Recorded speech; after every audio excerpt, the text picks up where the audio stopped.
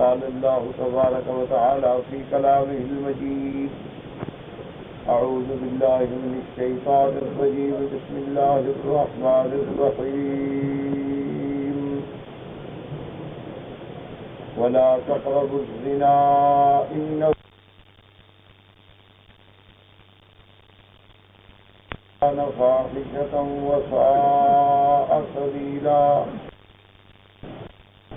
ولا تقتلوا النفس التي حرم الله إلا بالحق ومن قتل مظلوما فقد جعلنا لوليه سلطانا فلا يسرف في القتل إنه كان منصورا۔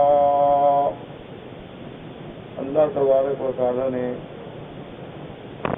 کلام مقدس کی ان آیات مبارکہ میں جو سورۃ الاسراء کی آیات ہیں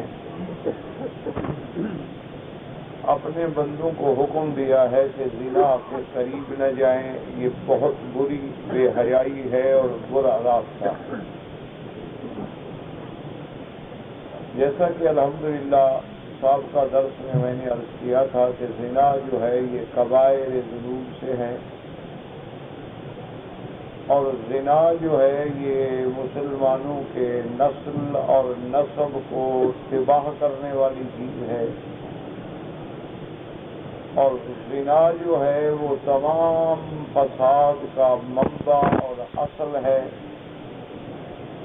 جتنے بھی فتنے اور فساد ہوتے ہیں ان میں اکثر کا تعلق جو ہے وہ اسی زنا کی مصیبت ہے، اس لیے اسلام نے اس کو حرام کر دیا، اور اللہ تبارک و تعالی نے زنا پر دنیا میں بھی بہت بڑی سزا رکھی ہے اور آخرت میں بھی بہت بڑی سزا۔ دنیا میں جو اللہ نے حد قائم فرمائی ہے، جس کو سورۃ نور میں وضاحت کے ساتھ اللہ نے بیان فرمایا ہے، الزانیۃ والزانی فاجلدوا کل واحد منہما 100 جلدہ، کہ اگر کوئی مرد اور عورت اور دونوں کنوارے ہوں زنا کریں تو ان کو 100 کوڑا مارا جائے گا،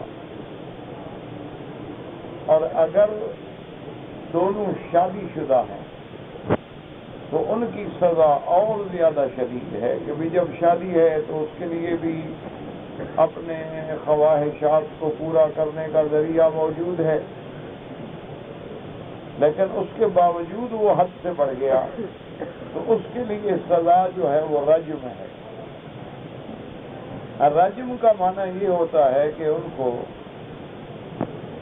گڑھا کھود کے زمین میں قبر تک دفن کر دیا جائے، یا بعض روایات میں ہے کہ ویسے کھڑا کر دیا جائے اور چاروں طرف مسلمان کھڑے ہو کے پتھر برسائیں حتیٰ کہ وہ مر جائے۔ تو یہ تو دنیا کی سزا ہے، اور آخرت کی سزا اتنی سخت ہے، اللہ تبارک و تعالیٰ معاف فرمائے کہ جہنم کا عذاب تو ہوگا ہی ہوگا، لیکن اس کے ساتھ ان کے شرم گاہوں سے ایک ایسی بدبو ہوگی کہ جس سے جہنم والے بھی تنگ آ جائیں اور ان کو پتہ چلے گا کہ یہ زانی ہے۔ اور اسی طرح اسلام نے یہ بات بھی واضح فرما دی ہے کہ الزانیۃ لا ینکح الا زان، کہ جو عورت زانی یا بدکار ہوتی ہے وہ نہیں شادی کرتی نہیں نکاح کرتی مگر زانی مرد۔ مانا یہ ہوتا ہے یعنی اس کی خواہش اور کوشش یہ ہوتی ہے، ورنہ کبھی شریفوں کے گھر میں بھی بری عورتیں آ جاتی، کبھی شریف عورت جو ہے وہ بھی کسی برے کے گھر میں چلی جاتی، لیکن عام طور پہ یہ ہوتا ہے کہ زانیہ عورت زانی مرد کو پسند کرتی ہے، اور زانی مرد جو ہیں وہ زانیہ عورت کو پسند کرتے ہیں۔ اس کو اللہ نے دوسرے مقام پہ قرآن مقدس میں یوں بھی بیان فرمایا ہے، الخبیثات للخبیثین والخبیثون للخبیثات الطیبات للطیبین والطیبون للطیبات۔ اللہ نے فرمایا کہ جو گندے مرد ہیں، گندی عورتیں ہیں، وہ گندے مردوں کے لیے، اور گندے مرد جو ہیں وہ گندی عورتوں کے لیے، یعنی عام طور پاک باز بیویاں جو ہیں وہ پاک مردوں کے لیے، اور پاک مرد جو ہیں وہ پاک بیویوں کے لیے، یعنی ان کا جوڑ اور فطری اور ذہنی ہم آہنگی جو ہے اسی طرح ہو۔ اسی لیے اللہ تبارک و تعالی رحم فرمائے کہ جب سیدہ عائشہ صدیقہ رضی اللہ تعالی عنہا امہات المؤمنین پہ یہودیوں نے، منافقوں نے تہمت لگائی زنا کی، اور یہ مسئلہ بھی سمجھ لیں کہ جہاں زنا جرم ہے وہاں تہمت زنا بھی جرم ہے، یعنی اگر خدا نہ کرے آپ کسی عورت، پاک باز عورت کو بلا وجہ زنا کی تہمت لگا دیں، اللہ نے بڑی سخت سزا دی۔ اللہ تبارک و تعالی نے فرمایا کہ جو لوگ ایسا کرتے ہیں ان کے لیے لازم ہے کہ وہ اس بات دیں، اور اگر وہ ثابت نہ کر سکیں تو 80 کوڑا مارا جائے گا کہ اس نے کسی پاک باز عورت پہ ناحق تہمت لگا دی ہے، کیونکہ زنا ایسی بات ہے کہ اس کا عیب جو ہے وہ تو نسب اور نسلوں کو بھی اتباع کر دیتا ہے۔ اللہ تبارک و تعالی ہر مسلمان کے گھرانوں کو محفوظ رکھیں، یہ ایک بہت بڑی وبا ہے۔ اور اسی طرح حتیٰ کہ یہ بھی حکم ہے، اللہ نے ان پہ لعنت بھیجی، فرمایا کہ جو لوگ ان الذین یرمون المحصنات الغافلات المؤمنات، کہ جو لوگ پاک بیویوں کو، جو لوگ ان گناہوں کی طرف توجہ نہ کرنے والی بیویوں پہ تہمتیں لگانے ہیں، اللہ ان پہ دنیا اور آخرت میں لعنت بھیجی۔ تو کسی پر زنا کی تہمت لگانا جو ہے، چونکہ زنا بہت بڑا گناہ ہے، تو جب زنا کی تہمت لگائی جائے تو اس کی بھی بڑی سزا ہے، اس کو کہتے ہیں قذف، تو اس کی سزا جو ہے وہ 80 کوڑ۔ اور اسی طرح یاد رکھیں کہ بعض اوقات ایسا بھی ہوتا ہے کہ خاوند اپنی بیوی پہ تہمت لگاتا ہے، یا بیوی اپنے خاوند پہ تہمت لگاتی ہے۔ اللہ تبارک و تعالیٰ معاف کرے، ایسے عام ہوتا ہے کہ بعض لوگ جو ہیں وہ اپنی بیویوں پہ تہمت لگا دیتے ہیں، تو اس پر بھی اسلام نے اتنی سخت سزا رکھی ہے کہ اب ان دونوں کو لے آؤ میدان میں، کہ اگر اس نے تہمت لگائی ہے تو ثابت کرے، اور اگر ثابت نہیں کر سکتے ہیں تو پھر ان میں لعان ہوگا، وہ امیر المسلمین کے سامنے، ولی الامر کے سامنے، یا وقت کے قاضی اور حاکم کے سامنے کھڑے ہو کر قسم کھائیں گے، اور 5ویں دفعہ یہ بھی کہیں گے کہ میں جھوٹا ہوں تو اللہ مجھ پہ لعنت کرے اور مجھ پہ عذاب کرے۔ تو اس لیے اللہ تبارک و تعالیٰ نے اس جرم کی سزا بھی بہت رکھی۔ تو اس لیے میں عرض کر رہا تھا کہ جب سیدہ صدیقہ رضی اللہ تعالی عنہا امہات المؤمنین بنت صدیق رضی اللہ عنہا پر تہمت لگائی گئی، اور لگانے والے کون تھے؟ یہودی۔ یاد رکھیں کہ حضور کے زمانے سے لے کر آج تک جتنے بڑے فتنے ہیں ان کے پیچھے یہودیوں کا ہاتھ ہے۔ جب بھی کوئی مورخ تاریخ لکھے گا، جب بھی کوئی منصف تحقیق کرے گا، تو ہر فتنے کے پیچھے یہودیوں کا ہاتھ ہے۔ یہ تمام دنیا میں جتنے فرقے بنے ہیں، جتنے جماعتیں پیدا ہوئی ہیں، اور جو فرقے گمراہ ہیں، جن کے بارے میں میرے آقا نے، رحمت دو عالم نے، سرکار دو جہاں نے، سیدنا محمد مصطفیٰ نے صلی اللہ علیہ وسلم نے فرمایا تھا کہ میری امت جو ہے وہ 73 فرقوں میں بڑھ جائے گی، جن میں سب کے سب جہنم میں جائیں گے، صرف ایک فرقہ جنتی ہوگا، یعنی 73 میں سے 72 جہنمی ہوں گے، صرف ایک فرقہ جو ہے وہ جنتی ہوگا، صحابہ نے پوچھا حضور وہ کون سی جماعت ہے؟ فرمایا الا ما انا علیہ و اصحابی، مگر جو میرے اور میرے صحابہ کے راستے پہ ہوں گے صرف وہ جنتی ہوں گے، باقی جتنے دعوے کرتے رہے سب جہنمی ہیں۔ تو اس لیے یاد رکھیں کہ وہ 72 فرقہ جو ہے جن میں خوارج ہیں، روافض ہیں، نواصب ہیں اور بڑے معتزلہ ہیں، پھر معتزلہ میں کرامیہ ہیں، قدریہ ہیں، جبریہ ہیں، مشبہ ہیں، جتنے بڑے فرقے ہیں ان سب کے بنیاد رکھنے والے یہودی ہیں۔ یہ بات ہمیشہ یاد رکھیں کہ تمام فرقے جو بنائے گئے مسلمانوں کو لڑانے کے لیے ان کے پیچھے یہودی کا دماغ ہے، ان کے پیچھے یہودی کی سازش۔ جب بھی آپ نظر ڈالیں گے کہیں عبداللہ ابن سبا نظر آئے گا، کہیں حسن ابن سبا نظر آئے گا، کہیں عبداللہ ابن ابی نظر آئے گا، ہر سازش کے پیچھے اور ہر اسلام کو نقصان پہنچانے والی تنظیم ہو، تحریک ہو، فرقہ ہو یا جماعت ہو، اس کے پیچھے دماغ جو ہے وہ یہودی کا ہوتا ہے، اور اس کے بعد پھر وہ مسلمانوں کو لڑا دیتے ہیں، دور بیٹھ کے تماشا دیکھتے رہتے ہیں۔ اللہ تبارک و تعالیٰ ان کے فتنوں سے امت مسلمہ کو محفوظ کرے۔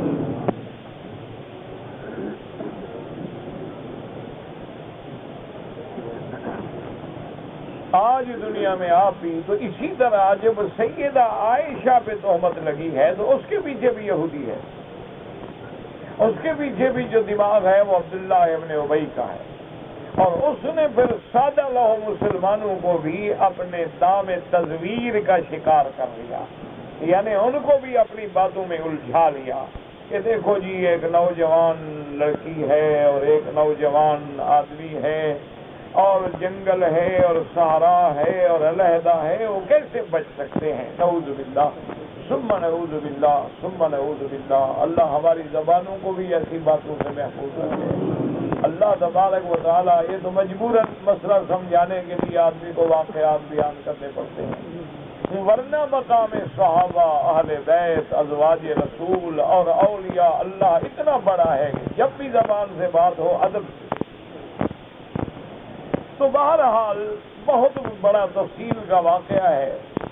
تو سیدنا محمد الرسول اللہ صلی اللہ علیہ وسلم نے صحابہ سے رائے لی، حضرت علی رضی اللہ تعالیٰ عنہ سے رائے لی، حضرت صدیق رضی اللہ تعالیٰ عنہ سے رائے لی، اور صحابہ سے رائے لی، اور اسی ضمن میں حضرت عمر سے بھی رائے رضی اللہ تعالیٰ عنہ کہ اب میرے گھر کا مسئلہ ہے اور میری اہلیہ کا مسئلہ ہے اور زوجہ رسول کا معاملہ ہے، تو اب اس میں ہم کیا فیصلہ کریں؟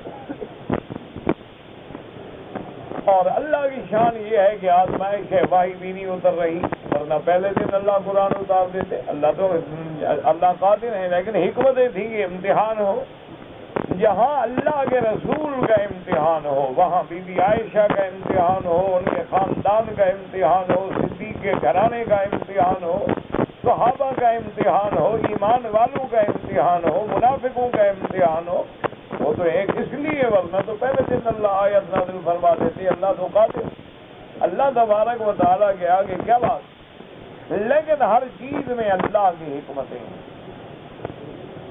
تو سیدنا امیر المومنین حضرت عمر رضی اللہ عنہ، جب صحابی کا نام آئے کہیں رضی اللہ عنہ، یاد رکھو جو صحابہ پہ راضی نہیں وہ مسلمان ہی نہیں۔ ایک بات یاد رکھو، صحابہ پہ راضی ہونا ہی ایمان کی علامت ہے، ایک بات یاد رکھو، کیونکہ جن پہ اللہ راضی ہو، اللہ فرمائے رضی اللہ عنہم ورضوا عنہ، تو جو راضی نہ ہو تو اس آیت کا مخالف ہو گیا۔ کیوں؟ اللہ فرماتا ہے میں ان پہ راضی، وہ مجھ پہ راضی، یہ کہتے ہیں میں راضی نہیں، تو پھر قرآن کی اس آیت پہ کیسے ایمان رہے گا؟ تو اس لیے ہمیشہ یاد رکھیں، اسی لیے حضرت امام شافعی رحمۃ اللہ علیہ نے بہت بڑی عظیم بات فرمائی ہے، واقعی بڑے لوگ تھے، اللہ ان کی قبروں پہ کروڑوں رحمتیں فرمائے۔ تمام ائمہ فقہا، تمام ائمہ محدثین ان کے خدمات عظیم ایسے ہیں کہ اللہ ان پہ کروڑوں رحمتیں نازل فرمائے، ہم دعاؤں کے علاوہ اور کیا بدلا دے سکتے۔ تو انہوں نے فرمایا ہے کہ یاد رکھو کہ اب مسلمان جو ہیں حضور کے زمانے سے لے کر قیامت تک صرف 3 قسمیں، اس بات کو اچھی طرح دماغ میں رکھ لو۔ سرکار دو عالم کے زمانے سے لے کر آج تک اور قیامت تک جو بھی مسلمان ہوں گے 3 قسمیں۔ تو پوچھا گیا حضرت کون سی؟ فرمایا والسابقون الاولون من المہاجرین والانصار۔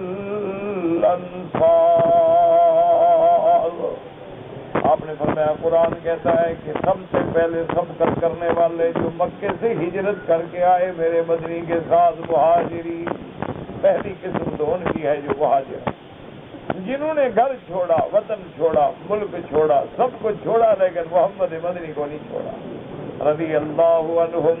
تو پہلی قسم ہے مہاجرین، اور فرمایا دوسری قسم ہے والانصار، اور وہ لوگ جو مدینے میں تھے، مدینے کے رہائشی، مدینے کے باسی، جنہوں نے مہاجرین کو اپنا بھائی بنایا، آنکھوں پہ بٹھایا۔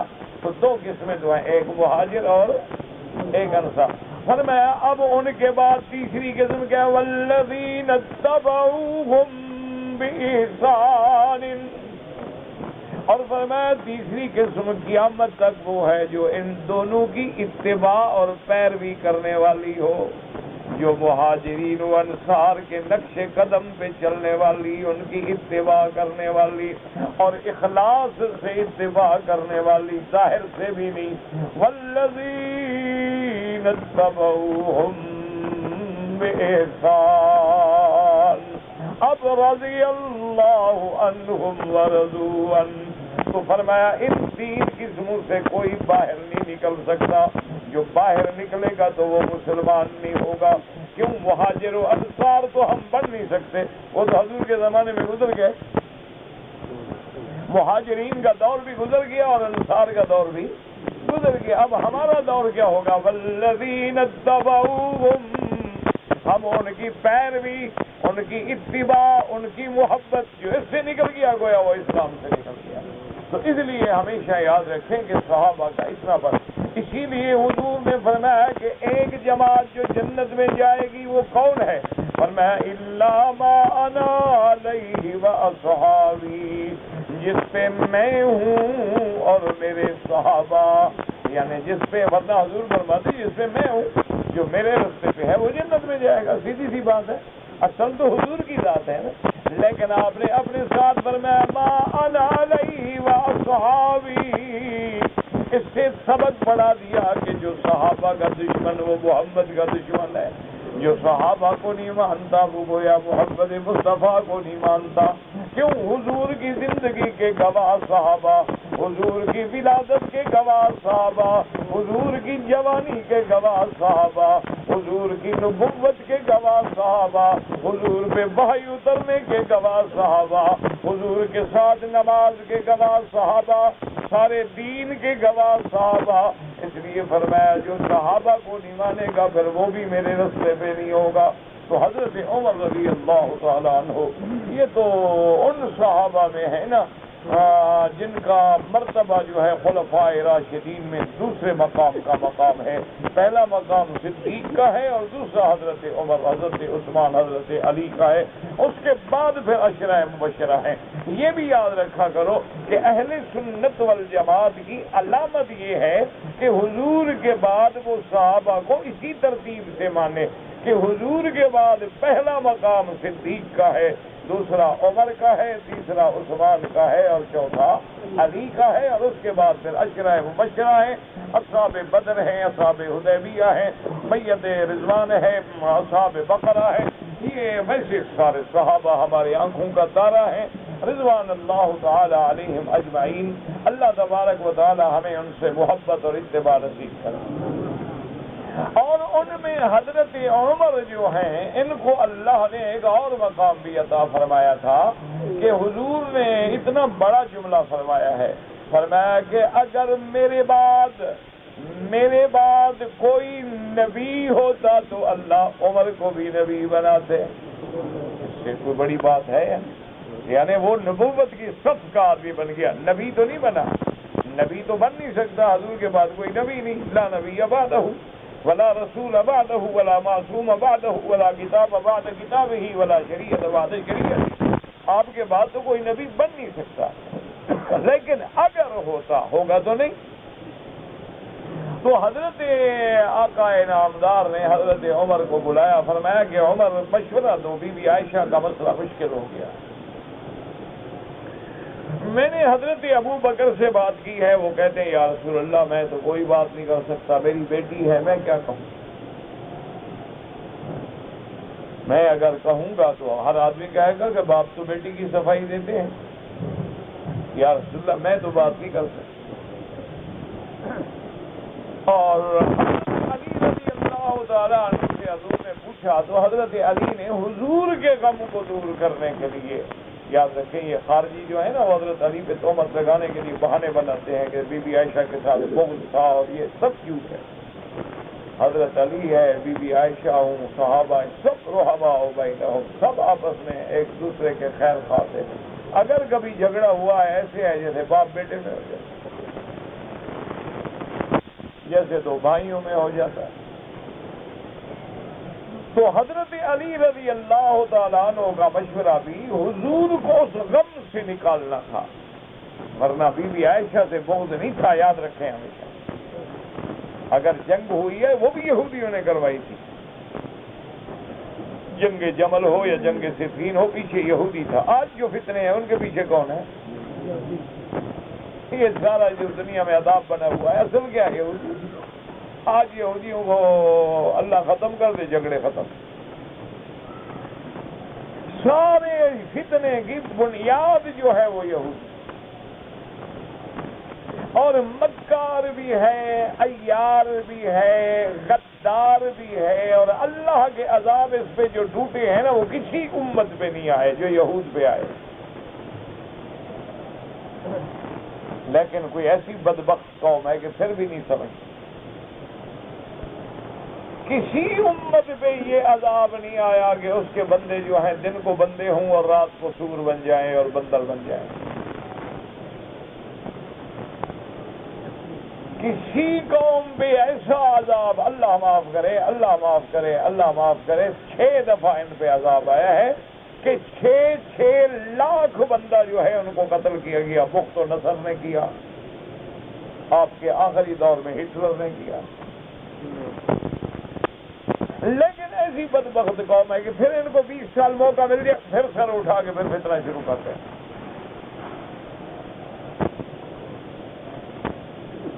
تو حضرت عمر رضی اللہ تعالیٰ عنہ سے حضور نے پوچھا کہ عمر تم اس مسئلے کا حل بتاؤ کہ اب میں بی بی عائشہ کے مسئلے میں کیا فیصلہ؟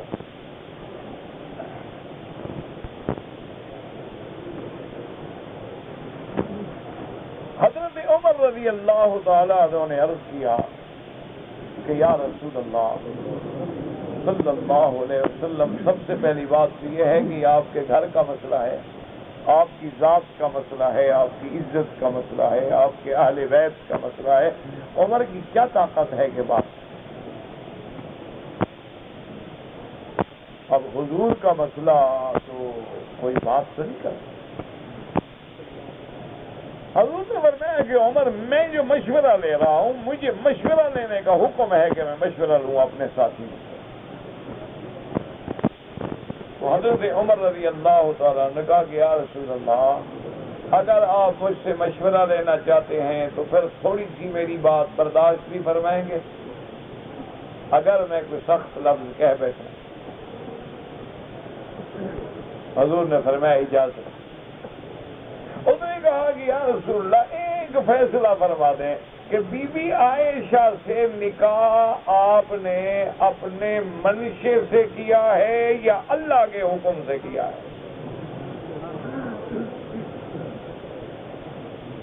یہ تو پھر فکر عمر تھا نا، اسی لیے تو نہیں کہ لوگ آج بھی عمر کے نام سے ڈرتے ہیں۔ انگریزوں نے اپنی تاریخ میں لکھا ہے کہ اگر مسلمانوں میں کوئی دوسرا عمر پیدا ہو جاتا تو کفر دنیا سے مٹ جاتا، یہ وہ بھی مانتے ہیں۔ اور آپ حیران ہوں گے کہ یورپ میں جو ویلفیئر اسٹیٹ کا تصور ہے، جو قانون ہے، وہ حضرت عمر کا قانون ہے۔ یہ الگ بات ہے، کافروں نے حضرت عمر کا قانون اپنا لیا، مسلمانوں نے چھوڑ دیا۔ یہ جو سارا تصور ہے نا وہاں ویلفیئر اسٹیٹ کا کہ بوڑھا آدمی ہے، یہ سینئر سٹیزن ہے، یہ بوڑھا ہو گیا ہے، اس کو وظیفہ ملنا چاہیے، بچہ پیدا ہو تو وظیفہ ملنا چاہیے، اب 2 بچے ہو گئے تو اور وظیفہ ملنا چاہیے، جتنی فیملی زیادہ ہے اس کو کونسل مکان دے گی، اس کو وظیفہ دے گی، اس کا دودھ دے گی، اس کا اگر کوئی گھر میں رکھوالی والا نہیں تو ٹیک کیئر سینٹر کے پیسے دے گی، اور سب کچھ۔ یہ سارا حضرت عمر کا فلسفہ ہے۔ یہ ان کا اپنا کوئی قانون وانون نہیں ہے، یہ تو چور ہیں، غدار ہیں۔ انہوں نے تو سب کچھ مسلمانوں سے چرایا ہے، لیا ہے، غصب کیا ہے۔ لیکن افسوس یہ ہے کہ مسلمانوں کی ہر اعلیٰ اور بنیادی چیز کافروں نے اپنا لی، اور کافروں کی ہر گندگی مسلمانوں نے اپنا لی۔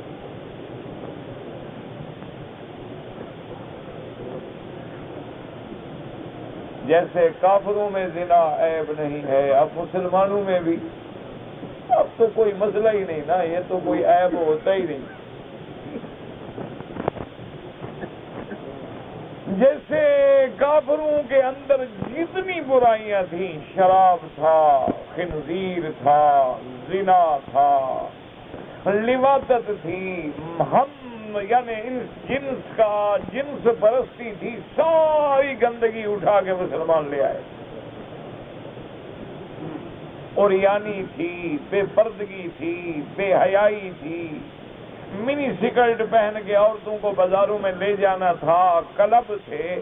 یعنی آج مسلمانوں کے ہاں بھی اسی طرح نام بھی نہیں بدلے، ابھی تک وہی کلب چل رہا ہے۔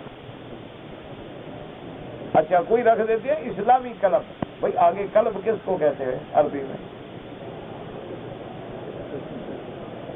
تحقیق تو کرو نا، کلب جو ہے اگر کاف باریک ہو تو قلب کس کو کہتی ہے، اور 2 نقطے والا ہو تو پھر تو دل ہے، قلب۔ انگریزی میں اس کا کوئی ترجمہ ہوتا پھرے، لیکن مسلمانوں نے صرف ان کو خوش کرنے کے لیے یعنی نام بھی وہی رکھے ہیں۔ یہ اسلامی کلب ہے، یہ مسلم کلب ہے، ادھر اسلام ہے اور آگے کلب ہے۔ عجیب بات ہے، ہمیں تو سمجھ نہیں آتی ہم کہاں پہنچ گئے ہیں، کہاں جا رہے ہیں۔ تو بہرحال حضرت عمر کا فکر دیکھیں، اللہ اکبر، رضی اللہ عنہ، رضی اللہ عنہ، ثانی الخلفاء، وزیر النبی المصطفیٰ۔ حضور نے فرمایا اللہ نے مجھے 2 وزیر دیے ہیں، دنیا میں اور 2 آسمانوں میں۔ صحابہ نے پوچھا حضور کون؟ فرمایا جبرائیل اور میکائیل میرے آسمانوں میں وزیر ہیں، ابو بکر عمر میرے دنیا میں وزیر۔ اللہ اکبر، وزیر النبی المصطفیٰ، ثانی الخلفاء، تاج العلماء، مدفون فی روضۃ النبی المصطفیٰ رضی اللہ عنہ وارضاہ، حضرت عمر رضی اللہ عنہ۔ میں تو اپنے طالب علم دوستوں سے، مولوی تو علماء ہوتے ہیں، بڑے لوگ ہوتے ہیں، میں تو ایک ادنا سا طالب ہوں۔ طالبوں کو میں ہمیشہ کہتا رہتا ہوں، میں کہتا ہوں یاد رکھو قیامت تک جو حاجی آتے رہیں گے، طواف کرتے رہیں گے، 2 رکعت طواف کے پڑھتے رہیں گے، عمر کے ثواب میں اضافہ ہوتا رہے گا۔ کہ اگر کعبہ ابراہیم نے بنایا، صفا مروہ اسماعیل نے دوڑی، حجر اسود میرے محمد مصطفیٰ نے لگایا، تو مقام ابراہیم کا مشورہ عمر نے دیا رضی اللہ۔ تو جو ایک اچھا مشورہ دے جائے تو قیامت تک اس کو ثواب ملے گا کہ نہیں ملے گا؟ وَاتَّخِذُوا مِن مَّقَامِ إِبْرَاهِيمَ مُصَلًّى، یہ مشورہ دینے والا کون تھا؟ عمر تھا. تو جو مقام ابراہیم پر قیامت تک 2 رکعت پڑھیں گے عمر کا ثواب بڑھتا ہے. اللہ اکبر رضی اللہ تعالی عنہ وارضاہ. یہ تو اللہ کی شان ہے، نرالی شان ہے. بس دعا کرو اللہ ہمیں اس کعبہ کی اور مدینے کی محبت نصیب کرے، اور اللہ حرمین الشریفین اور بلد الامین کو قیامت تک ہر فتنے سے محفوظ رکھے. دل سے دعا کیا کرو، جب موقع ملے تہجد میں نماز میں دعا کیا کرو کہ اللہ اس بلد الامین کے امن کو، امان کو، استحکام کو قیامت تک قائم کرو، اور جو بھٹک گئے ہیں اللہ ان کو راہ ہدایت دکھا. تو اب جناب دیکھیں حضرت عمر کی دور نظر پڑی تو نے کہا یا رسول اللہ صلی اللہ علیہ وسلم ایک بات مجھے بتا دیں، پھر میں بی بی عائشہ کے بارے میں فتویٰ دوں گا کہ سیدہ عائشہ سے جو نکاح ہوا ہے آپ کا، وہ آپ نے اپنے منشے سے کیا ہے یا حکم خدا ہے؟ حضور نے فرمایا عمر میں نے اپنے منشے سے کیا مطلب، تو اللہ کا حکم ہے. جبریل باقاعدہ میرے پاس تشریف لے گئے، ہادی زوجت، جس کے پیغام لانے والا جبریل ہو. ہمارے پیغام لانے والے تو نائی ہوتے ہیں، اور اس کا مقام اندازہ کریں کہ جس کا پیغام لانے والا جبریل ہے وہ بی بی کا شان کتنا اونچا ہوگا. حضور نے فرمایا کہ عمر کیا کہہ رہے ہو، یہ تو اللہ کا حکم ہے اور نبی اللہ. تو حضرت عمر مسکرا پڑے، کہنے لگے یا رسول اللہ اگر یہ اللہ کا فیصلہ ہے تو عمر کو، ابو بکر کو، عثمان، علی کو تو اولاد کے لیے پاک بیویاں مل جاتی ہیں، خدا کو نبی کے لیے کوئی پاک عورت نہیں ملی. اللہ کے فیصلے میں غلطی ہو گئی نعوذ باللہ. صحابہ کہتے ہیں سن لیا رسول اللہ، حضور کا چہرہ کھل گیا غلام. دماغ میں بات بیٹھ گئی نا کہ بی بی عائشہ تو واقعی بری ہے.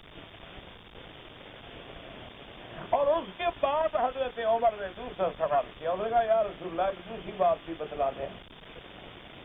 آپ کو بدبو سے بڑی نفرت ہے اور اللہ نے آپ کے بدن کو محفوظ رکھا ہے کہ کوئی گندی مکھی اڑتی ہوئی بھی آپ کے بدن پہ نہیں بیٹھ سکتی. آپ نے فرمایا کہ ہاں. فرمایا حضور جس کے بدن پہ گندی مکھی نہ بیٹھ سکے اس کے بسترے پہ گندی عورت بیٹھ سکتی.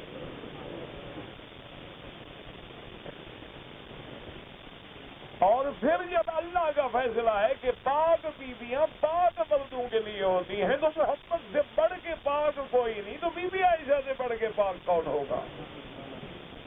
الطیبات للطیبین والطیبون للطیبات. اللہ نے فرمایا گندی عورتیں گندے مردوں کے لیے ہوتی ہیں اور گندے مرد جو ہیں وہ گندی عورتوں کو پسند کرتے ہیں، لیکن پاک بیویاں جو ہیں وہ پاک مردوں کے لیے ہوتی ہیں. اور محمد مدنی سے پاک کون ہوگا زیادہ؟ امام الانبیاء والمرسلین، امام المعصومین، امام المتقین، سید الاولین والآخرین. اللہ کی شان دیکھیں. اس لیے میں نے عرض کیا کہ یہ زنا جتنا بڑا جرم ہے اس کی تہمت بھی اتنا بڑا جرم ہے. یہ نہیں ہے کہ نعوذ باللہ بیوی کی کوئی غلطی دیکھے آدمی تہمت لگا دے، یا بیوی اپنے خامد کی کوئی کمزوری نظر آئے یا کوئی شکوہ آئے یا کوئی شکایت کرتے تو فوراً تہمت لگا دے کہ میرا خامد ایسا ہے. نہ، اگر ثابت نہیں کرے تو پھر نیام کرنا ہوگا، ورنہ اگر عام ہے تو حد قدر 80 کوڑا مارا جائے گا کہ غلط تہمت کیوں لگائے. یہ جو ہمارے ہاں عام رواج ہو گیا نا، لوگوں نے لاکھوں گھر برباد کر دیے ہیں کہ کبھی عورت بیچاری نے کھڑکی سے اتفاق جہاں تم کسی کو دیکھ رہی عورت تہمت لگا دی. ایسی باتوں سے پرہیز کیا کریں اور عورتیں بھی پرہیز کریں کہ خامد دیر سے ہاں لازمن جی کہیں جاتا ہے اور اس نے سنا ہے ایک عورتیں رکھی ہوئی ہے. ایسی بات کبھی زبان سے نہ نکالے. یہ جتنا بڑا جرم ہے اس کی تہمت بھی اتنا بڑا جرم ہے. اس واقعے کے بعد سرکار دو جہاں رحمت دو عالم گھر میں تشریف لائے. گھر سے مراد ہے بھی حضرت ابو بکر کا گھر، کیونکہ بی بی عائشہ اپنے ابے کے گھر چلی گئی. اللہ اکبر. حضور صلی اللہ علیہ وسلم نے فرمایا وہاں اگر بھی پوچھا کہ ہاں ام عائشہ کی اماں بتلاؤ تم کیا کہتی ہو، تو کہا رسول اللہ میں کہتا ہوں. حضور میری بیٹی کا مسئلہ ہے، میں کیا کہہ سکتی ہوں، اور آپ کی ذات کا مسئلہ ہے، میری لاکھ بیٹی قربان ہو جائے آپ پہ.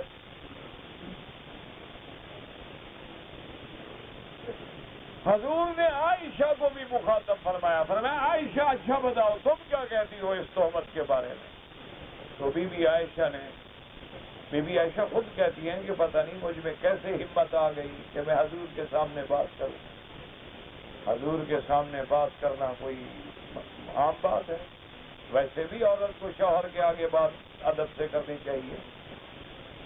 یہ جو منہ پھاڑ کے شروع ہو جاتی ہے نا اپنے ساری نیکیاں برباد کر دیتی، کوئی فائدہ نہیں ہوتا نفلیں تہجد پڑھنے کا اگر شوہر کی نافرمان ہے. بالکل تہجد ساری رات پڑھتی رہے، شوہر ناراض ہے تو اللہ کا 70,000 فرشتہ لعنت کرتا ہے. یہ میری بیٹیاں بالکل غور سے سن لیں، بڑے عمرے کرتی ہیں، بڑے طواف کرتی ہیں، خامن سے ایسے بات کرتی ہیں جیسے کسی چپراسی سے بات کرتی ہے، ساری نیکیاں ختم برباد. اب جناب بات بی بی عائشہ ہے، اللہ اکبر. کہتی ہے مجھ میں اللہ جانے یہ ہمت کیسے آ گئی کہ میں حضور کے سامنے بات کروں. میں نے کہا یا رسول اللہ صلی اللہ علیہ وسلم جب حضور کا نام آئے درود نہ پڑھا کرو. کہو تو مسلمان پڑھتا ہے، کیا بلا ہے بتائیں. یعنی حضور کے لیے بھی آپ کو ریکویسٹ کرنی پڑے گی کہ جی حضور پہ مہربانی کریں. اچھا درود بھیجنے کا کوئی حضور کو فائدہ ہوتا ہے؟ مسلمانوں مسئلے کو سمجھا کرو. ہم جو درود پڑھتے ہیں ہمارا فائدہ ہے کہ جب ہم حضور پہ درود بھیجتے ہیں اللہ ہم پہ 10 دفعہ رحمتیں بھیجتے ہیں، اور جب ہم حضور پہ درود پڑھتے ہیں حضور صلی اللہ علیہ وسلم پہ نام آتا ہے درود پڑھتے ہیں تو اپنی شفاعت کا حق پیدا کرتے ہیں. فائدہ تو ہم اپنا کر رہے ہیں اور پھر بھی ہم خاموش رہیں تو یہ عجیب سی بات. مسلمان کی فطرت بن جائے، حضور کا نام آئے فوراً زبان پہ آ جائے اللہم صلی علی محمد. اگر یہ نہ آئے تو صلی اللہ علیہ وسلم تاکہ زبان خالی نہ رہے. تو بی بی عائشہ نے عرض کیا کہ انہوں نے کہا کہ آقا بات یہ ہے کہ اگر اس تہمت کو میں قبول کر لوں تو تم سب مان لو گے. یعنی میں کہہ دوں گی ٹھیک ہے پھر تو سارے مان لیں گے لیکن میں تو بری ہوں اللہ کے ہاں. اور اگر میں کہوں کہ میں اس گناہ سے پاک ہوں بری ہوں میرے تو کوئی تصور میں بھی گناہ نہیں تو میری بات کون مانتا ہے؟ اس نے کہا کہ یا رسول اللہ اگر میں بری ہوں لیکن میں اپنی برات کا دعویٰ کروں تو میری بات کوئی مانے گا نہیں. ہر کوئی کہے گا جی عورت تو کہتی ہے کہ میں بے گناہ ہوں. اور اگر نعوذ باللہ میں جھوٹا اقرار کر لوں کہ ہاں میں گناہ گار ہوں تو سب مان لو گے لیکن میں تو گناہ گار نہیں ہوں. لہذا میں اپنے معاملے کو اب آپ سے آگے لے جانا چاہتی ہوں، آپ سے بھی بڑی عدالت میں لے جانا چاہتی ہوں. اب میرا فیصلہ میرا اللہ کرے. بس اب سپریم کورٹ میں چلا گیا معاملہ، بندوں کی سپریم کورٹ نہیں، اللہ کی سپریم کورٹ جو سب سے بڑی عدالت، جو سب سے بڑا منصف ہے. اللہ اکبر. بی بی عائشہ فرماتی ہیں کہ حضور بیٹھ گئے میرے گھر میں ابو بکر کے گھر میں اور میرے اندر اتنی ہمت تھی اس کے بعد میں تو بس وہ پڑ گئی. اس کے بعد میرے پاس بیٹھنے کی ہمت نہیں تھی. اور حالات ایسے ہو گئے، علامات ایسے ظاہر ہو گئے کہ حضور پہ وحی اتر رہی ہے. جب حضور پہ وحی اترتی تھی تو صحابہ پہچان لیتے تھے.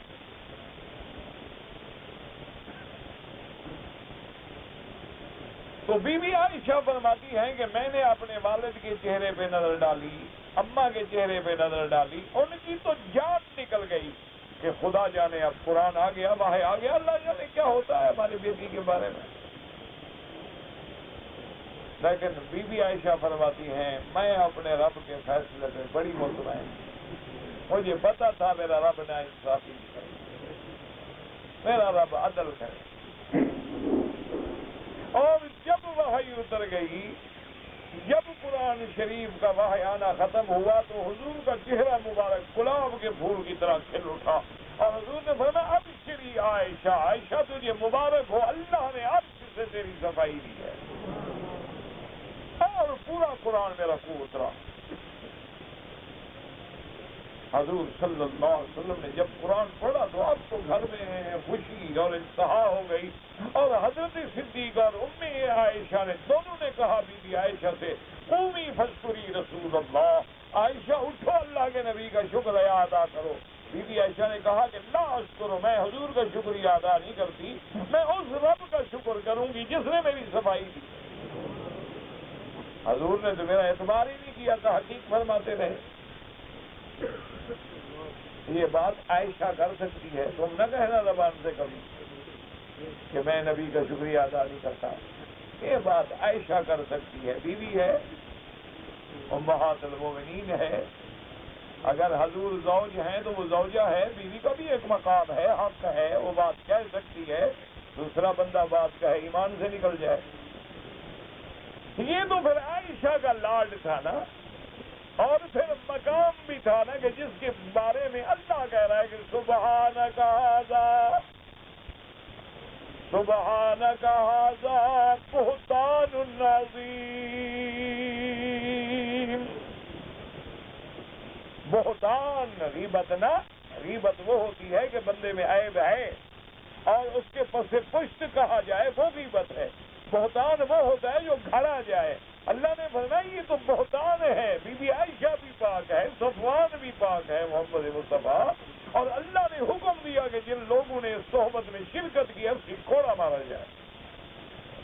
اسی لیے میں نے یہ واقعہ مختصر عرض کر دیا ہے کہ زنا کی تہمت لگانا جو ہے وہ قذف المحصنات، اس پہ 80 کوڑے کی سزا ہے، کوئی معمولی سزا نہیں۔ اللہ تبارک و تعالیٰ بچائے آپ کو بھی، مجھے بھی، ہر مسلمان کو، ہر گھر کو بچائے۔ اب اسی طرح دوسرا مسئلہ سمجھیں کہ زنا کی جیسے سزا بہت بڑی ہے، اللہ کا نظام عدل دیکھیں کہ اس کا ثابت کرنا جو ہے وہ اور مشکل ہے۔ اللہ نے سزا بھی بہت بڑی رکھی ہے۔ زنا کی اس سے بڑی سزا ہے کہ 100 کوڑے مارے جائیں، مرد ہو یا عورت ہو، اور مرد اور عورت کی تفویض فرق بھی نہیں کیا گیا کہ نہیں کوڑے 100 مارے جائیں۔ كل واحد منهما 100 جلدہ۔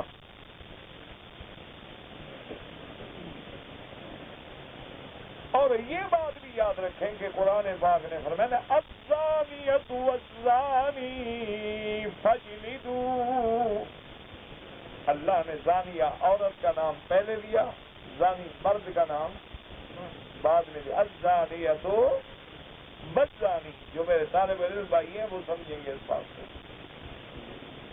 کہ یہاں اللہ نے زانیہ کا ذکر مقدم کیا ہے، حالانکہ عورتوں کا ذکر مؤخر ہوتا ہے، مردوں کا مقدم ہوتا ہے، لیکن اس آیت میں اللہ نے پہلے زانیہ عورت کا ذکر کیا، پھر زانی مرد کا ذکر کیا۔ اچھا چوری کے معاملے میں دیکھو الٹ ہے وہاں، والسارق والسارقۃ فاقطعوا ایدیہما جزاء، وہاں اللہ نے بالکل الٹ، مرد چور کا ذکر پہلے ہے، عورت چور کا ذکر بعد۔ سارق و مرد، سارقہ عورت، مرد مقدم ہے، عورت مؤخر ہے۔ زنا کے ذکر میں عورت مقدم ہے اور مرد مؤخر ہے۔ وجہ کیا ہے؟ وجہ یہ ہے، علماء نے لکھا مفسرین نے، کہ چوری کرنے کے لیے جرت کی، بہادری کی، قوت کی ضرورت ہوتی ہے، وہ مرد زیادہ چور ہوتے ہیں، عورتیں ہوتی ہیں لیکن خال خال۔ اس لیے اللہ نے وہاں سارے کا مقدم. اور زنا کے معاملے میں زیادہ جو ابتدا ہے وہ عورت کی طرف سے ہوتی ہے. اگر عورت ذرا سا بھی مسکرائے نا، کچھ جرت ہے کوئی اس کے ساتھ بات کر سکے. فیشن کرنا، میک اپ کرنا اور ناز سے، انداز سے، اداؤں سے اور باتوں سے اور ان چیزوں سے مردوں کو الجھانا اور شکار کرنا، ابتدا جو ہے وہ عورت سے ہوتی. اس لیے اللہ تبارک و تعالی نے وہاں زانیہ کو مقدم. اب جناب یہ بات یاد رکھیں کہ 2 سزائیں ہیں، ایک 100 کوڑا ہے اور ایک رجم ہے. لیکن ان کا ثابت کرنا جو ہے وہ بہت بڑا مشکل.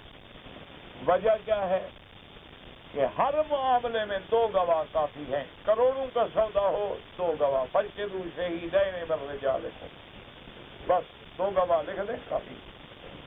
2 گواہ گواہی دے دیں، مقدمہ ثابت ہو گیا، دعویٰ ثابت ہو گیا. لیکن زنا نہیں ثابت ہوتا. زنا کے لیے ضرورت ہے کہ 4 گواہ ہوں، 2 نہیں، 4 گواہ گواہی دیں.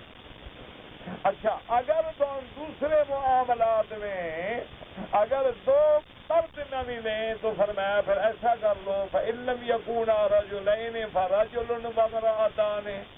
اگر 2 مرد نہ ملیں تو پھر 1 مرد اور 2 عورتیں گواہ بن جائیں. لیکن زنا کے معاملے میں عورت گواہ نہیں بنے گی.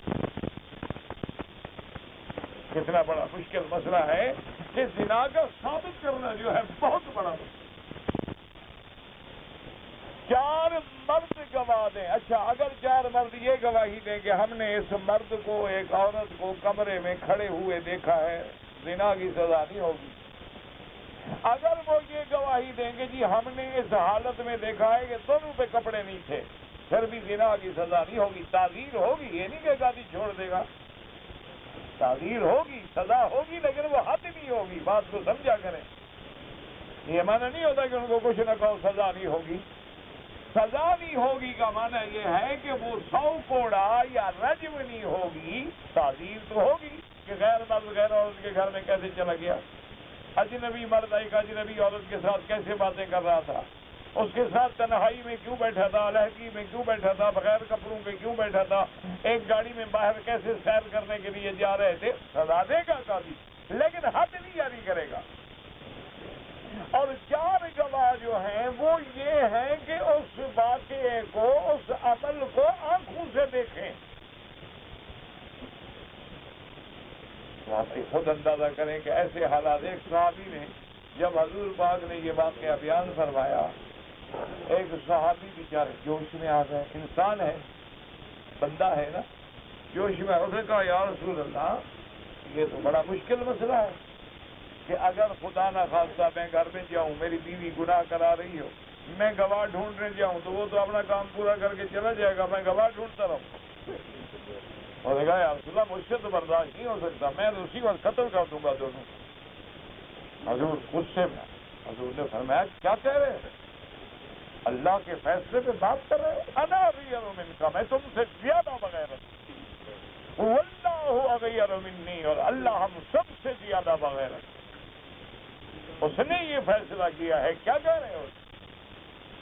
اصل وجہ کیا ہے کہ اسلام یہ چاہتا ہے کہ ہر کسی کو سزا نہ ملے، تاکہ یہ جرم ثابت ہی مشکل سے کر دو، گواہی مشکل کر دو، اس پہ شہادتیں مشکل کر دو، لیکن اگر ہو جائے تو عبرت بن جائے، پھر کسی دوسرے کو گناہ کرنے کی جرت نہ ہو. اگر صرف 2 گواہوں کا معاملہ ہو، ہمارے یہاں تو گواہ بکتے ہیں ماشاءاللہ، جتنے چاہو خرید لو. یہ تو پھر روز لوگوں کو اللہ معاف کرے کوڑے مرواتے رہے. ہمارے ہاں تو ماشاءاللہ داڑھی والے، لمبی لمبی داڑھی، ہماری تسبیح ہاتھ میں ہوتی ہے، گواہی کے لیے باہر کورٹ کے باہر کھڑے ہوتے ہیں. انا للہ و انا الیہ راجعون. بس دعا کریں اللہ ہمارے حال میں رحم کرے. اب تو حضرت فیصلے والے کا بھی ڈر ہوتا ہے، اس کا کیا ہوگا. قاتل بھی وہی، منصف بھی وہی، شاہد بھی وہی، اقربا میرے کریں خون کا دعویٰ کرتا. اب تو کچھ نہیں، جو مر جائے نا بس انا للہ پڑھ کے چپ کر کے بیٹھے. سوال ہی پیدا نہیں ہوتا کہ صحیح قاتل کو پکڑیں. پولیس پہ جب اوپر سے پریشر پڑے، اوپر سے دباؤ آئے، وہ 2 بے گناہوں کو پکڑ کے چلان کر دیتی ہے. مقدمہ تو چلان ہو، جان چھوٹے نا. بھائی پریشر تو ختم ہو جی، ہم نے مجرم پکڑ لیے، مجرم پکڑ لیے تو پھر جرم ختم کیوں نہیں ہوتا؟ میں تو آپ کے ملک کی جب اخباریں پڑھتا ہوں نا، سچی بات ہے میرا تو دماغ کام نہیں کرتا، کبھی کبھی تو بالکل میرا وہ عقل گھوم جاتی ہے۔ باقاعدہ بڑے بڑے افسروں کے بیان ہوتے ہیں کہ اتنے مجرمین جو ہیں، اتنے راہ کے ایجنٹ، اتنے دہشت گرد، اتنے مجرم فلاں علاقے میں داخل ہو گئے، ہم خبردار کر رہے ہیں۔ تم سے پوچھ کے داخل ہوئے تھے، بدبخت پکڑا کیوں نہیں تم نے؟ تمہیں ملے تھے؟ کیا بات بھائی، آپ کا ملک نرالا ہے، لیکن دعا کرو اللہ سلامت۔ ہم دعا تو سب کے لیے کہ اللہ تمام اسلامی ملکوں پہ رحم کرے، اللہ تبارک و تعالی یہودیوں کی سازش سے بھی بچائے، اور آج کل ہندو کی جو سازش ہو رہی ہے دعا کرو اللہ اس سے بھی بچائے۔ یہود اور حدود جو ہے نا یہ ایک ہے، ان میں ذرے کے برابر فرق ہے، یہ بالکل جگری، قلبی، ذہنی، فکری ایک ہے۔ اللہ امت اسلام کو یہود اور حدود دونوں کی سازشوں سے بچائے۔ تو بہرحال اسلام نے سزا کا ثبوت سخت رکھا ہے تاکہ ہر کوئی ناجائز کیس نہ پیش کر سکے، اور اگر پیش ہو تو پھر ایک ایسی سزا ہو جائے جو عبرت بن جائے اور آئندہ جرم نہ ہو۔ زندگی باقی تو بات باقی۔ آپ نے اس وقت سوال جواب دیے جب وقت ہی ختم ہو گیا تو میں کیا کروں گا؟ جو لوگ شوال میں واپس جائیں گے، بابا حج جن پہ فرض ہے نا، وہ اگر اپنے ملک میں ہے تب بھی فرض ہے۔ شوال میں یہاں آنے سے کچھ نہیں ہوتا، کیونکہ آپ کے پاس قانون نہیں، آپ کے پاس اجازت نہیں، آپ بالکل واپس جائیں، کوئی فرض شرط نہیں ہوتا۔ صبر شکر، بس اللہ توفیق دے۔ لیڈیز نے بال کٹوانے سے پہلے حالت عمرے میں احرام کھول دیا۔ عورت کا کوئی احرام ہوتا ہے کہ اس نے کھول دیا تھا؟ عورت کا تو کوئی احرام نہیں ہوتا، جو سر پہ رومال بندھا ہوا ہے، کھولے گی تو بال کٹوائے گی، وہ بندھا رہے تو بال اوپر سے کٹیں گے، کچھ نہیں ہوتا۔ اب بیچارے سوال کرتے ہیں نا، اس میں بھی غریب اللہ۔ نماز فجر کے بعد لوگ سجدہ کرتے ہیں، اشراق تک، فجر کی نماز سے لے کر سورج نکلنے تک امام ابو حنیفہ رحمۃ اللہ علیہ کے نزدیک کوئی سجدہ جائز نہیں، کوئی نفل جائز نہیں، کوئی نماز جائز نہیں، الا فجر نہیں پڑھی تو پڑھ لے، یا فجر کی سنتیں رہ گئی تو پڑھ لے۔ باقی ائمہ کے نزدیک منع ہے لیکن حرم میں جائز ہے، باقی ائمہ کے نزدیک بھی ہر جگہ منع ہے، صرف حرم میں جائز ہے کہ جب چاہے طواف کرے، جب چاہے نماز پڑھے۔ حضور کا نام آئے تو ہاتھوں کا چومنا بالکل ناجائز ہے۔ کہتا ہے جی بچوں کا بوسہ لینا وہ نبی نے حکم دیا ہے، ہاتھ چومنے سے، انگوٹھے چومنے سے نبی نے منع فرمایا ہے۔ حضور نے فرمایا جب میرا نام آئے تو کیا کرو؟ درود پڑھو، من صلی علیہ واحدا صلی اللہ علیہ عشرا۔ اب یہ نہ کیا کرو مسئلے بتانے کے لیے کہ بیوی کو بوسہ دیتا ہوں تو وہ جائز ہے تو انگوٹھے بھی چومنا جائز ہے، یعنی نبی کو بیوی سے مثال دے رہے ہو۔ ایمان بچ گیا؟ توبہ کرو، عقل کرو، وہ الگ مسئلہ ہے، یہ الگ مسئلہ ہے۔ ہاتھوں کا انگوٹھے چومنا بدعت ہے اور بالکل گناہ ہے، کوئی نہ قرآن ہے، نہ حدیث ہے، نہ صحابہ کا عمل ہے۔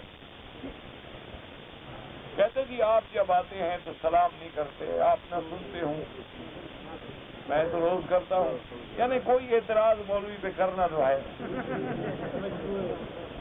بھائی تم خوش ہو جاؤ، میں راضی ہوں۔ ویسے میں کرتا ہوں سلام، یہ ضروری نہیں ہوتا کہ سب کو پہنچاؤں، اگر ایسا سلام کروں تو درس تو پھر 10 دن کے بعد تو السلام علیکم سب کو ملتا رہوں۔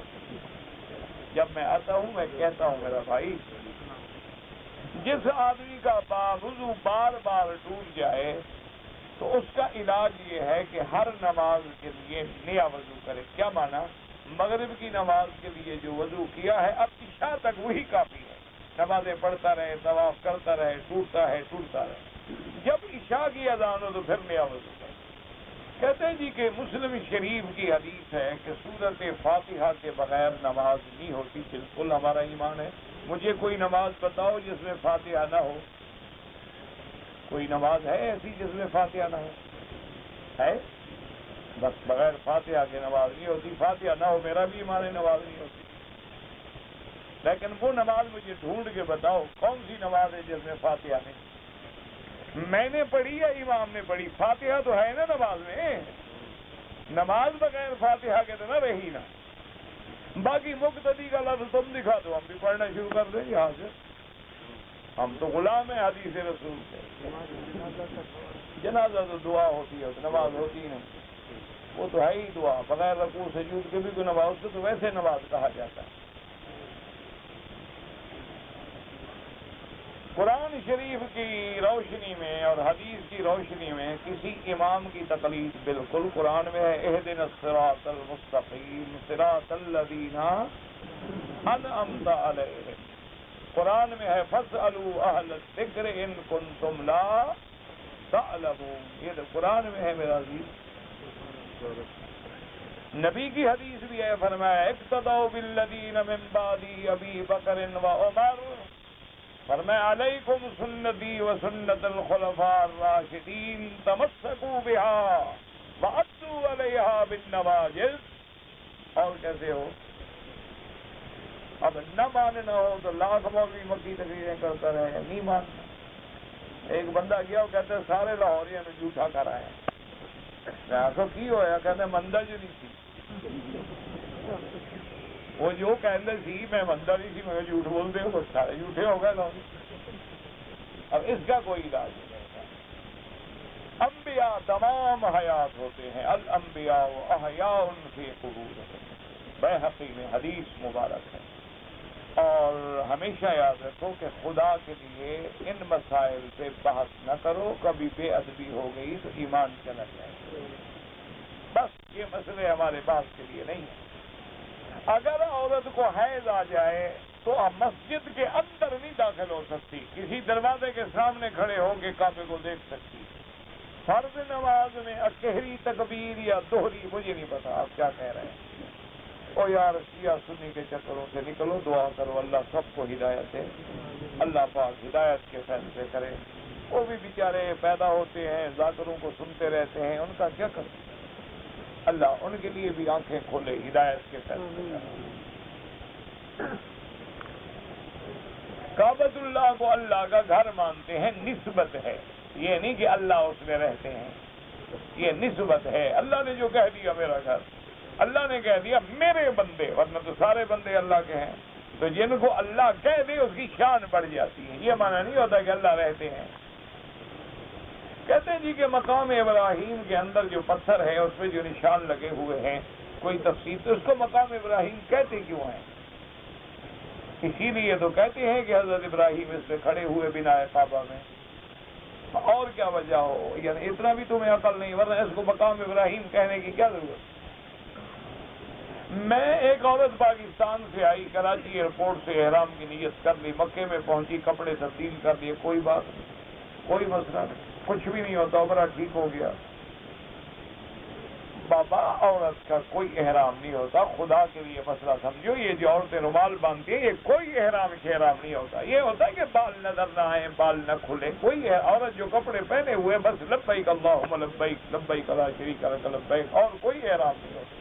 یہ جاہلیت ہے، لوگوں نے بنا رکھا ہے، عورت کے سفید کپڑے، سفید رومال، پگڑی، کیا ہے؟ عقل کی بات کرو، کہیں ایسا نہ ہو کہ عورتوں کو بھی دو چادریں بندوا کے لے آؤ، کیا پتا ہے؟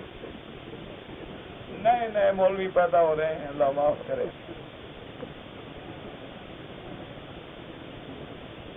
جو لوگ مکے میں رہنے والے ہیں حنفی مسلک میں، ان کے لیے افضل ہے کہ وہ اشہر حج میں عمرہ نہ کریں، ان کا حج مفرد ہو۔ لیکن اگر وہ کسی کام سے اپنے ملک چلے گئے، کسی اور ملک چلے گئے، واپسی پہ عمرہ کیا، تمتع ہو جائے گا۔ ایک آدمی اپنی بیوی کو گھر کے افراد کے سامنے 3 دفعہ طلاق دیتا ہے، بہرحال جو طلاق دیتا ہے تو طلاق ہو گیا، بیوی سامنے ہو یا نہ ہو، یہ ضروری نہیں ہوتا کہ طلاق کے وقت بیوی ہو۔ درخواست ہے کہ پتہ نہیں کیا ہے، بہرحال اللہ پاک اگر کوئی بیٹیاں بہنیں ان کے رشتے مشکل ہیں، اللہ آسان فرمائے، اللہ ہر مسلمان کے گھر میں جو بچیاں ہیں ان کا روشن مستقبل بنائے، اور ان کو دین والے رشتے نصیب کرے، اور اسباب خیر کے پیدا فرما دے۔ یہ واقعی بہت بڑا مسئلہ ہے، دعا کیا کرو اللہ سے ایک دوسرے کے لیے دعا کرو گے نا تو مسئلے جلدی حل ہوتے ہیں۔ اگر ایک آدمی مر گیا، وہ تلاجے میں رکھا ہوا ہے، اس کے لیے دعا کر سکتے، بالکل کیوں نہ کریں، تلاجے میں ہو یا قبر میں ہو، ہمارے لیے مر گیا۔ اگر ایک عورت کو 10 دن سے زیادہ خون آ رہا ہے، وہ حیض نہیں ہے، وہ بیماری ہے، استحاضہ ہے، غسل کرے، نماز پڑھے، حرم میں آئے، سب کچھ ہے، 10 دن سے حیض زیادہ نہیں ہوتا۔ ہم لوگ پاکستان سے آئے ہیں، ہمارے 28 روزے ہوئے، ایک روزہ رکھیں، بالکل بالکل بالکل بالکل بالکل بالکل بالکل بالکل بالکل بالکل